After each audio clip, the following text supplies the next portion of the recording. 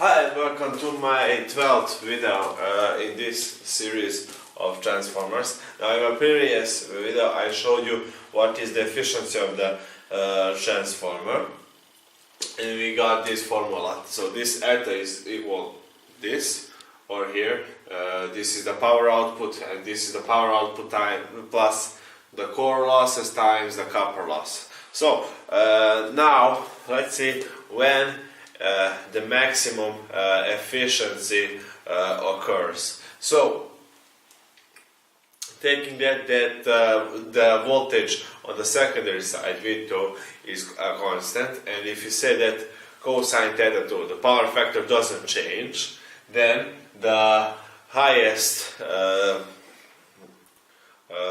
maximum efficiency we will get when we derive this efficiency with I2, so by I2. So the I2 is now what makes the efficiency go higher or lower.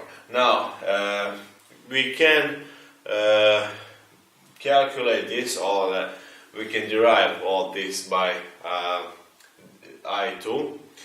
But it's a little bit long process and it doesn't matter for you. I'm just gonna say this: when you have secondary voltage V2 and you have a power factor that are constant, the maximum efficiency will occur when the core loss P subscript C is equal to the copper loss. So the maximum efficiency when these two are constant happens in a situation when the core loss is equal to the copper loss. So you don't need to derive this. You can do it and prove it yourself when that the maximum efficiency will occur when this is equal.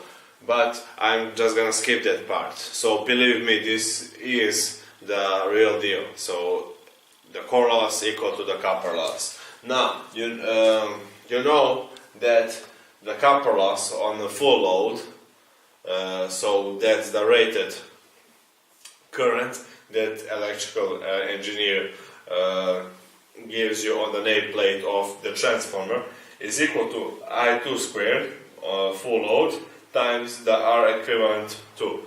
So this is the equivalent resistance from the secondary side. Okay, now what is per unit loading? So when I started to learn electrical machines and transformers, that was about 1 year ago with transformers, there was this 50% per unit loading, 75% of full load, even 110, 120% of full load. So let me just explain what is it.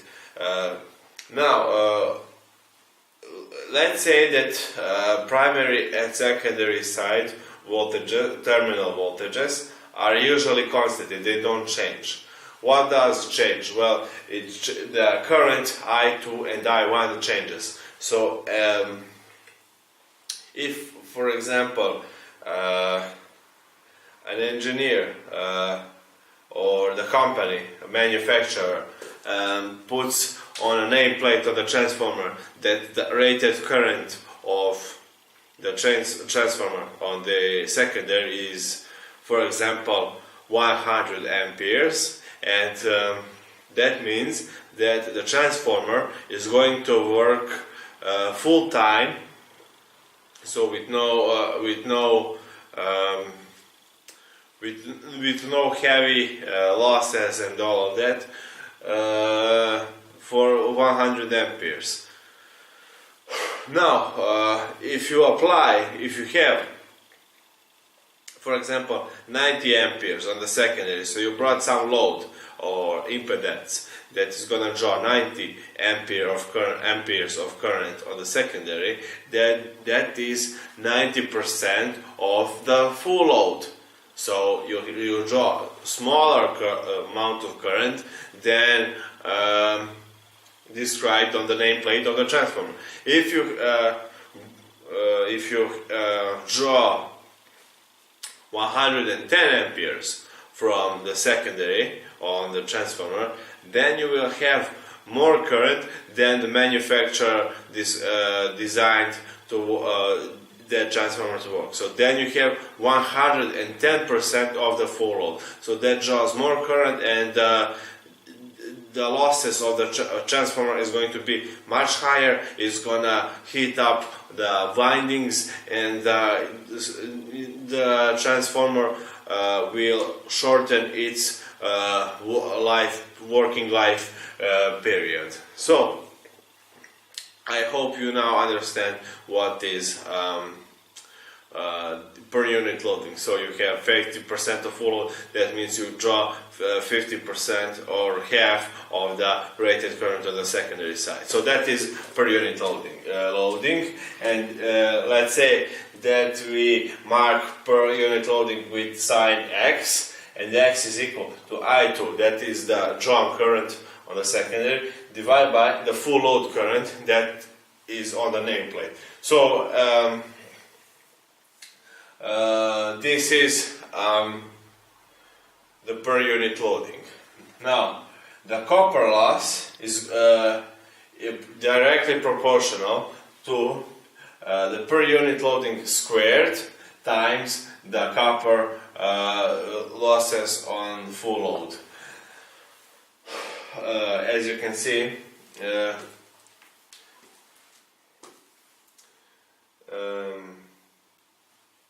then you get that the per unit loading, looking from this equation, is equal to the core loss divided by the copper loss on full load square rooted, so on 1/2. So this is the per unit loading, and this all here was when V2 and cosine theta 2 was constant. Now another example here, if we take that the V2, the voltage terminal, load voltage terminal is constant, and the current I2 is constant, but the phase of the load is not constant, then the maximum efficiency occurs when we derive eta, d eta, by d theta 2, and we make that equal to 0. So that's the maximum efficiency. That's a mathematical equation. Then you get that theta 2 is 0. So when you derive all this, you'll get that theta 2 is 0 for the maximum efficiency. Then cosine of theta 2 is 1. That means the biggest efficiency is when you have a power factor of 1. Okay, and let me show you a diagram over here. Now, as you can see, we have 3 types of curvatures here. We have for a power factor of 0,6, 0,8 and 1. Now, and this here is a per unit loading. So here you have 0, so this is the 20% of the full load, 40%, 60, 80, 100% of the full load, and etc. And here you have the efficiency of the transformer in percentage. So I forgot to put percentage sign, but no matters. Now, as you can see, for the power factor of 0,6, you get a curvature something like this. So usually for 70% of the full load in transformers, usually, but it depends also of the core losses, you get about the maximum efficiency. So as you can see, for a higher power factor, but power factor can be maximum 1, you get better efficiency. And as you know, on the full load current, you know then the copper loss is going to be much higher when it is about 70% of the full load. And usually transformers best efficiency is if you draw 0,7 to 0,8 full load. That's an inside rule.